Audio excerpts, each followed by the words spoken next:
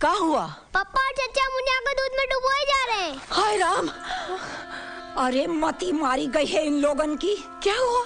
अरे कुछ घंटे पहले जो बच्ची के जन्म भवा ओके बापों का दूध में डुबो के मारे जा रहा है।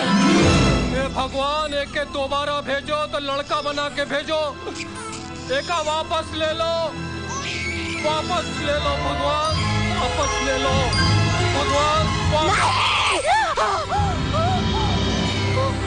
नास पीटे पापी, क्या करने जा रहा था तू?